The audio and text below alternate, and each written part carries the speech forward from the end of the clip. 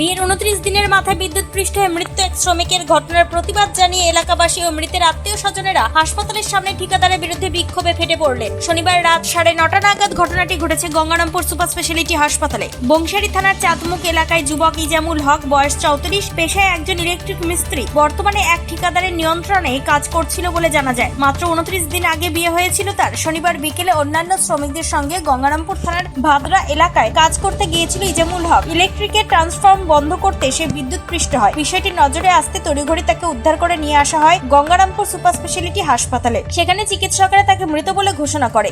খবর পেয়ে হাসপাতালে ছুটে আসেন মৃতের আত্মীয় স্বজনেরা। রাত 9:30 নাগাদ মৃতের পরিবার ও আত্মীয়রা ঠিকাদারের বিরুদ্ধে ক্ষোভ উগরে দিয়ে বিক্ষোভে ফেটে পড়েন। অন্যদিকে বুনিয়াদপুরে বিদ্যুৎ দপ্তরের সামনে মৃত শ্রমিকের দেহ নিয়ে এসে বিক্ষোভ দেখান মৃতের পরিবার সহ আত্মীয় স্বজনেরা। প্রায় 2 ঘন্টা ধরে বুনিয়াদপুর বিদ্যুৎ দপ্তরের সামনে মৃতদেহ নিয়ে বিক্ষোভ দেখানোর পাশাপাশি ঠিকাদারের বিরুদ্ধে একরাশ ক্ষোভ উগরে দেন পরিবারের লোকজন। গতকাল রাতে গঙ্গারামপুর থানায় ঠিকাদার গঙ্গাধর রায়ের বিরুদ্ধে লিখিত অভিযোগ দায়ের করেন, কিন্তু গঙ্গারামপুর থানার পক্ষ থেকে এখনো পর্যন্ত ঠিকাদারের বিরুদ্ধে কোনো ব্যবস্থা গ্রহণ করেনি। সেই কারণে নিজের পরিবার সহ আত্মীয় পরিজনেরা বিদ্যুৎ দপ্তরের অধিকারী ডিভিশনাল ম্যানেজার জয়ন্ত পান্ডা শরণাপন্ন হয় এবং লিখিতভাবে ওই ঠিকাদারের বিরুদ্ধে লিখিতভাবে অভিযোগ করার পাশাপাশি বিভিন্ন সময় সেই সমস্ত ঠিকাদাররা কাজের জন্য হুমকি সহ বিভিন্ন দাবি জানানো হয় ডিভিশনাল ম্যানেজারকে। অবশেষে ডিভিশনাল ম্যানেজার জয়ন্ত পান্ডা আশ্বাস দেবার পরেই বিদ্যুৎ দপ্তরের সামনে থেকে মৃতের পরিবার পরিজনেরা মৃতদেহ সৎকারের জন্য এলাকায় নিয়ে যায়। বিদ্যুৎ দপ্তরে বিক্ষোভের খবর পেয়ে এলাকায় ছুটে আসে বংশারী থানার পুলিশ সহ কেন্দ্রীয় বাহিনীর বিশেষ দল। পরবর্তীতে পরিস্থিতি শান্ত হয়। এই প্রসঙ্গে মৃতের এক আত্মীয় কি জানাচ্ছেন শুনুন।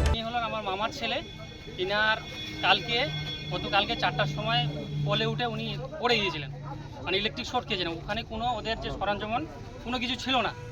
আর আনাড়ি যারা কাজই জানে না তাদেরকে দিয়ে ওকে কাজে পাঠিয়ে দিয়েছে। ইনি স্কেল, উনি কিন্তু বারবার বলছিল যে আমাকে স্কেল দেওয়া হোক বা কাজের ছেলে পেলে দেওয়া হোক ভালো।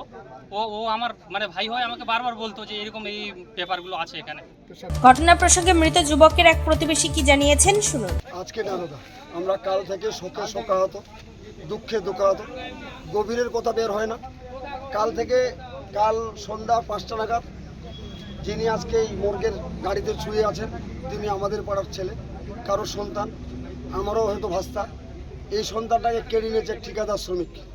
যেই শ্রমিকটা কাজের বোঝে না সেই শ্রমিক দিয়ে কাজ করাতে নিয়ে গেছিল।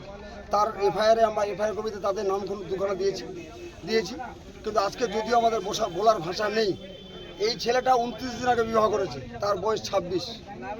এই ছেলেটা হয়তো বাবা মার প্রথম সম্বল। এই ছেলেটা বড় ছেলে, সেই বাবা মা হারিয়ে ফেলেছে। সেই বাবা মার দিকে আমরা কিভাবে তাকাবো? আমরা তো লাস্টটার দিকে তাকাতে যত সাহস পাচ্ছি, তার বাবা মার দিকে তার বিন্দুমাত্র সাহস পাচ্ছি না যে তার বাবা মার মুখটা আমরা কি করে দেখবো। তো আজকে যার জন্য কি করলেন?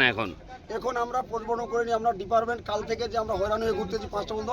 এই যে ইলেকট্রিক ডিপার্টমেন্ট গোটা ভারতবর্ষে ছড়িয়ে আছে।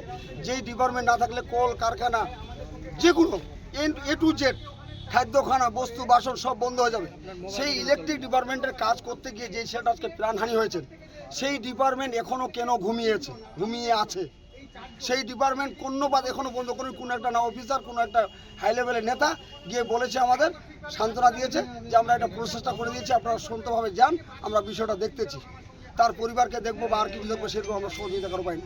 এই গ্রামের ছোটো কচি ছোটো ছেলে মেয়েরা কাল থেকে 4টা পর্যন্ত কেউ হয়তো জল খেয়ে আছে, কেউ হয়তো মুড়ি খেয়ে আছে, এরকম হয়ে আমরা ঘুরতেছি না।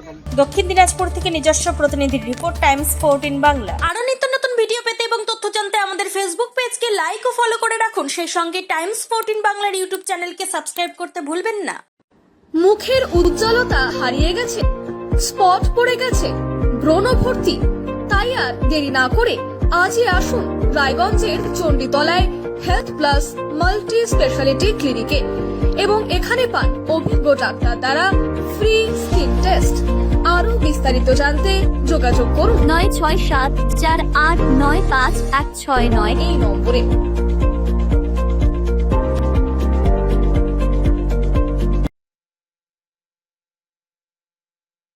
আজ তোমার বিয়ে সাজলো নতুন সাজে।